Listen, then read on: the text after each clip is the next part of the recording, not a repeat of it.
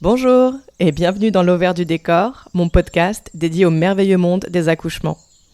Je m'appelle Roxane et je cherche ici à rendre accessibles des notions autour de ces sujets qu'on pense parfois trop compliqués ou réservés au corps médical. En réalité, ça pourrait nous être très utile d'en savoir plus sur tout ça pour pouvoir prendre des décisions éclairées et être actrices et acteurs de nos grossesses et accouchements. Donc je vais décortiquer des études, faire des recherches et tenter de démêler le vrai du un peu moins vrai pour essayer de vous faire des synthèses sur des principes importants, parce que c'est ça mon but avec ce podcast, amener les personnes enceintes à se questionner et réfléchir par elles-mêmes. Le savoir, c'est le pouvoir, vous vous rappelez ? Alors c'est parti.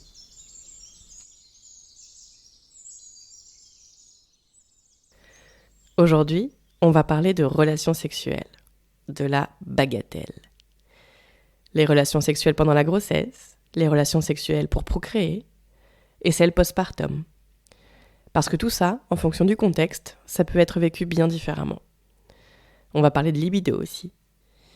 Et puis, des relations sexuelles dans la vie de tous les jours en fait, parentalité ou non, et des injonctions qui portent à ce propos.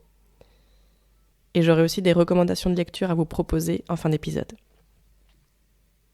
Mais parlons d'abord du sexe pour procréer. Des relations sexuelles qu'on entreprend avec la volonté de faire un enfant, avec un but précis. Alors ça, j'avoue, moi je trouve ça génial. Ça peut paraître peut-être un peu bizarre, j'imagine, par rapport à l'image du sexe libéré et sans contrainte de parentalité qu'on érige en summum du kiff un peu partout depuis des décennies. Mais pour moi, avoir des rapports sexuels dans l'optique de faire un enfant, c'est un des trucs qui me met mais vraiment en joie. Ça vivifie. C'est comme de jouer à la loterie. Tu calcules tes probabilités par rapport à la date et à ton cycle. Tu t'y donnes à cœur joie. Si tu te rends compte que ça a raté, il y a un peu de déception, mais ensuite tu retentes ta chance.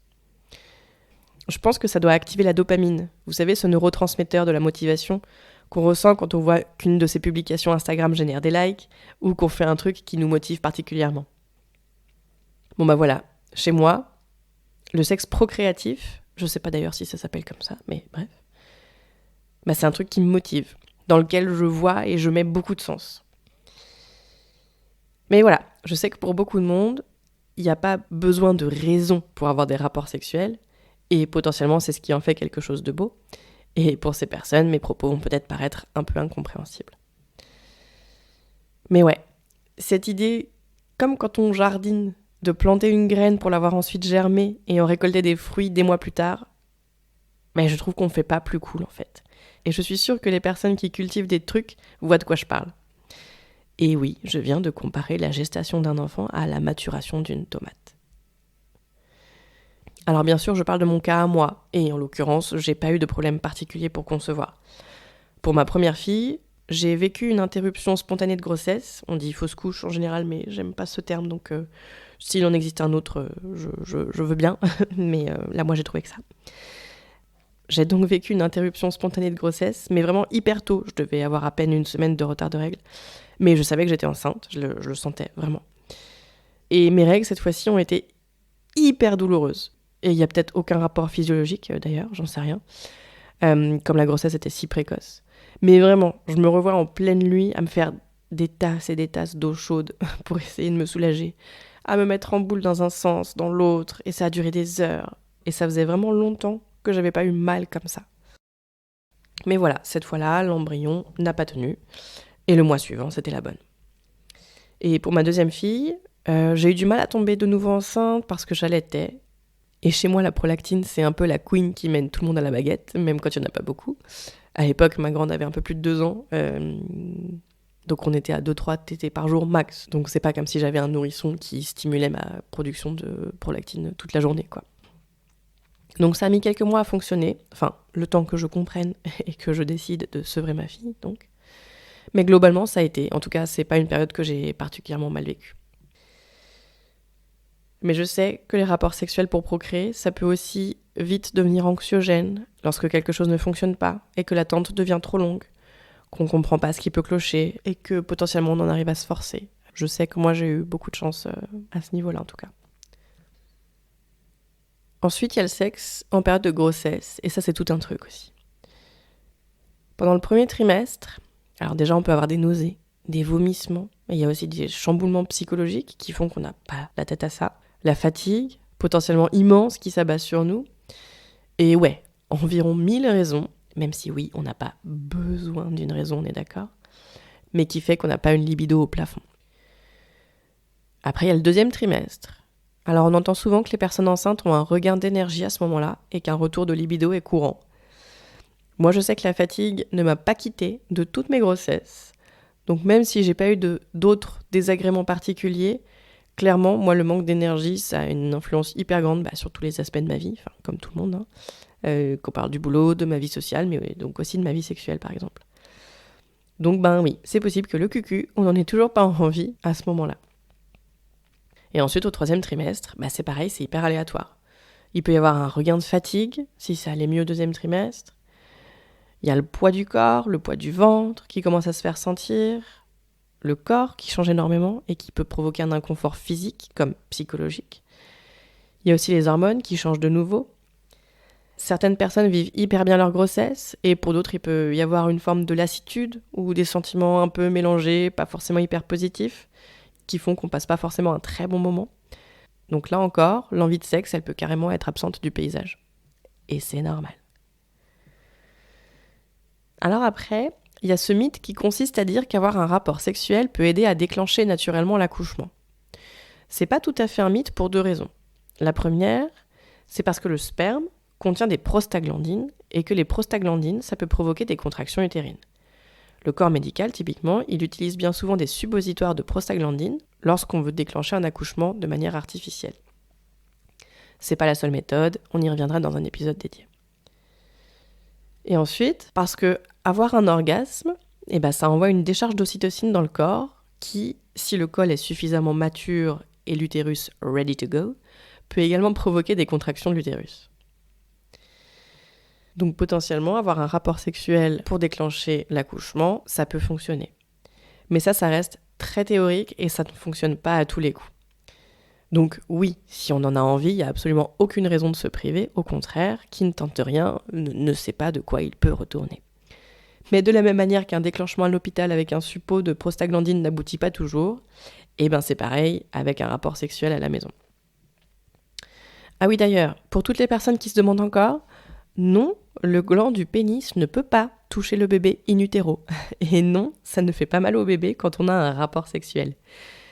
Je me suis rendu compte récemment qu'il y a encore plein de personnes qui ont ces croyances, et je me moque pas du tout, mais vraiment, il y a un énorme problème d'éducation dans notre société. Il y a des grosses lacunes à nous éduquer sur tous ces sujets, alors que c'est quand même fondamental.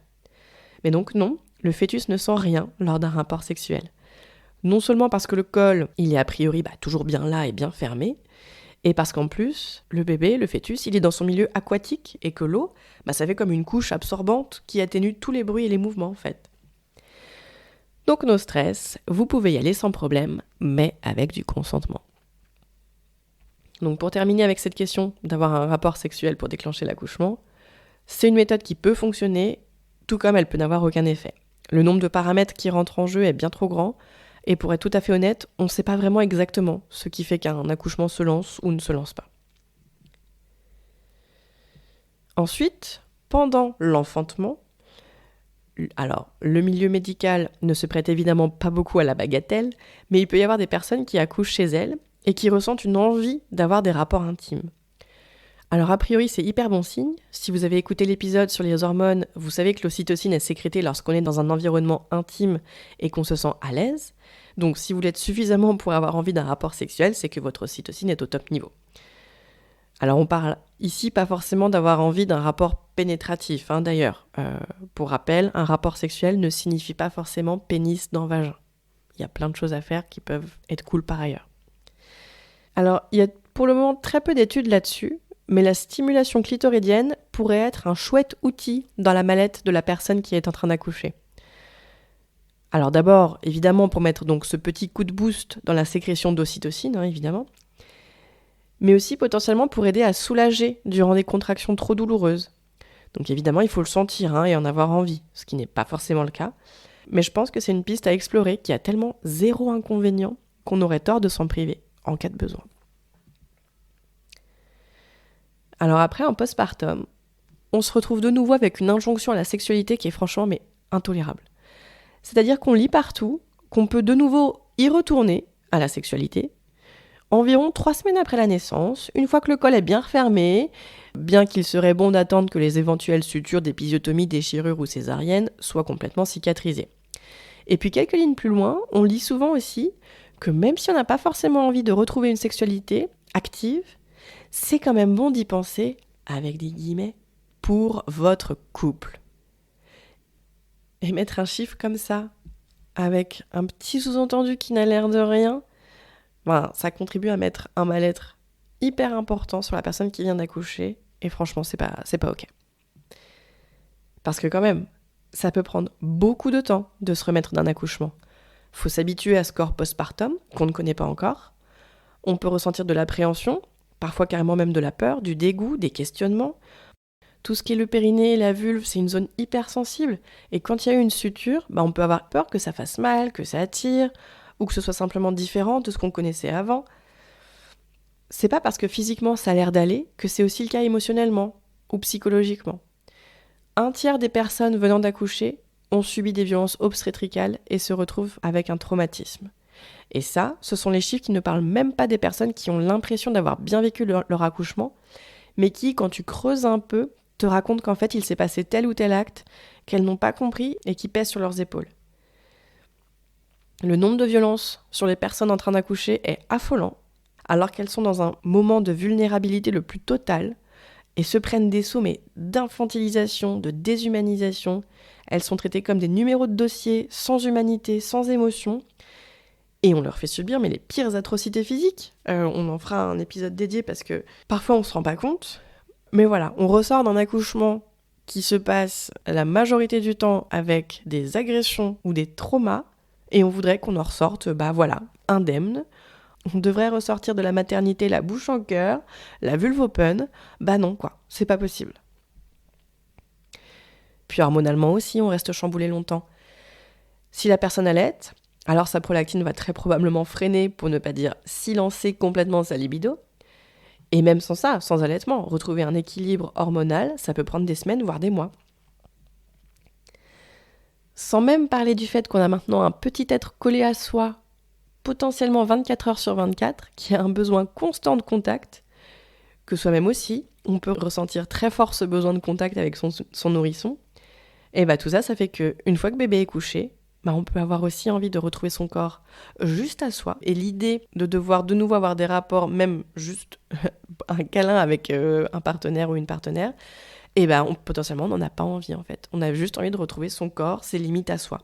Et ensuite, pour redevenir complètement disponible à son bébé. Et puis évidemment, le rythme est différent et environ 1000 fois plus fatigant qu'avant.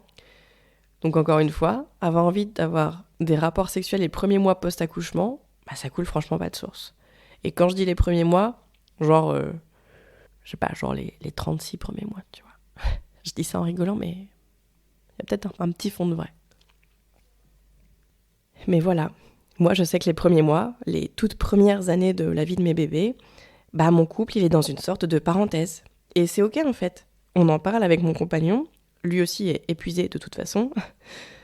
On essaie de garder la communication ouverte autant que possible pour que le lien entre nous deux reste fort quand même. Mais on sait qu'il y a cette période de nos vies où on est dans une petite parenthèse et dans laquelle nos filles prennent plus de place parce qu'elles sont toutes petites, qu'elles ont beaucoup de besoins, qu'elles sont beaucoup malades, qu'elles ne dorment pas beaucoup la nuit et que nous deux, on se retrouvera plus facilement dans les mois qui suivront quand les filles seront plus grandes, qu'on retrouvera un sommeil digne de ce nom, etc. Je voulais finir cet épisode en parlant aussi de l'injonction au sexe tout court, et c'est là que je vais vous parler de 2 recommandations de lecture. D'abord, dans Désirer à tout prix, Tal Madesta tente de déconstruire ce qu'il qualifie de course à la sexualité. Cette injonction, en fait, à avoir une sexualité non seulement hyper régulière, mais en plus évidemment hétérosexuelle. Et si on est une femme avec un nombre de partenaires limité, et si on est un homme avec un nombre de partenaires beaucoup moins limité. Tal Madesta a un propos qui, moi, m'a beaucoup parlé. Et en gros, il démontre comment, en fait, toute sexualité qui sortirait de ce schéma des 2 relations sexuelles par semaine lorsqu'on est en couple est perçue comme défaillante ou hors norme. C'est-à-dire que si t'es en couple Et si t'as moins de relations sexuelles que ça, ou si t'en as moins envie, ou si t'en as pas autant envie, c'est qu'il y a forcément un truc qui va pas. Donc ça fait évidemment les choux gras d'un capitalisme qui propose des coachs pour renouer avec sa sexualité, des sextoys, des recettes aphrodisiaques, des compléments alimentaires pour booster sa libido et j'en passe. Il y a un concept sacrément lucratif derrière tout ça, faut pas croire. Sans oublier que ce type de schéma renforce les stéréotypes de genre et contribue à renforcer non seulement le patriarcat, mais aussi, et ça va complètement ensemble de toute façon, mais l'incapacité de chacun et chacune à se faire confiance, à s'écouter et à sortir du moule si il ou elle en a besoin. Alors, que les choses soient claires, je n'ai aucun problème avec les sextoys, avec les recettes aphrodisiaques ou le fait de consulter des coachs en sexualité. Ce qui m'interroge, c'est plutôt les raisons pour lesquelles on se tourne vers telle ou telle option. Alors évidemment, il y a plein de gens qui aiment le sexe et à qui les injonctions du système ne font pas de mal, qui se reconnaissent bien dedans. Mais non seulement ces personnes ne sont pas si nombreuses que ça, mais en plus, parmi celles qui se disent complètement émancipées et heureuses de rentrer dans ces codes, bon nombre ne se rendent pas compte qu'il s'agit finalement d'injonctions qu'elles ont intégrées comme les leurs, mais qui ne correspondent pas forcément à leurs réelles envies. J'ai mis l'exemple en tête comme ça d'amis, ES, qui me racontaient qu'elles avaient X relations par semaine avec leur conjoint parce que oui, c'était comme ça, qu'il fallait bien se forcer mais que c'était pas grave. Quand même, c'est fou. Bon, j'étais pas sûre de vouloir prendre mon exemple, mais en vérité c'est celui que je connais le mieux et qui illustre quand même bien ce propos. Mais j'ai toujours cru que j'avais un problème, toute ma vie, parce que j'ai toujours eu un attrait assez moyen pour la sexualité, ce qui a engendré bien trop de moments où je me suis forcée pour pouvoir rentrer dans les codes et ne pas paraître encore plus bizarre lors des discussions avec mes copines. Alors qu'en vrai, moi, je peux largement passer des mois sans avoir de rapport sexuel, parce qu'il y a 1000 choses que je préfère faire, comme, dormir, manger ou lire, les plaisirs simples de la vie qui ne sont plus si simples que ça quand on a des enfants en bas âge d'ailleurs. Il y a une citation dans ce bouquin qui résume parfaitement le propos, je trouve, mais pas complètement, il faut vraiment lire en entier Thelma d'Esta, parce que ce livre est brillant. J'ouvre les guillemets. « Lorsque je parle de sexualité conjugale, je ne pointe évidemment pas du doigt les relations interpersonnelles, mais bien les pouvoirs qui la structurent. D'un côté, des individus qui ont internalisé l'obligation à la sexualité, quel que puisse être leur désir profond à son égard, de l'autre, des institutions qui confirment et redoublent cette obligation. » Je ferme les guillemets. Et tout son essai dépeint les problèmes du régime. Et tout son essai dépeint les problèmes qui découlent de ce régime politique hétérosexuel. C'est aussi le sujet de l'essai de Juliette Drouard, qui s'appelle « Sortir de l'hétérosexualité » et qui est absolument passionnant. C'est le 2e livre que je vous recommande. Alors le titre est un peu racoleur, parce que c'est pas tout à fait de ça qu'il s'agit. L'idée, c'est pas que tout le monde devrait devenir homosexuel, comme on pourrait croire que c'est ce que veut dire l'auteur. Mais c'est vraiment d'envisager l'hétérosexualité comme une norme, on parle d'ailleurs aussi donc d'hétéronormativité, qui peut être comparée à un régime politique qui régit toute la société. L'idée pour Juliette Drouard, je crois, c'est de questionner nos rapports au genre, à la sexualité et à cette hétérosexualité quasi obligatoire et omniprésente qui structure toute notre vie en fait. Vraiment, c'est passionnant. Lisez ces livres, même si vous êtes heureux ou heureuse dans votre couple, ça enrichit, c'est tout, et ça donne du jus de cerveau. Donc c'est Sortir de l'hétérosexualité de Juliette Drouard et Désirer à tout prix de Thelma d'Esta. Et les deux sont édités chez Binge Audio Édition. Voilà, cet épisode sur la bagatelle est terminé. J'espère que ça vous aura donné un peu matière à réfléchir et à vous révolter et à vouloir cramer le système avec moi. Et en attendant, on se retrouve la semaine prochaine. Tchuss. Vous venez d'écouter L'Ovaire du décor.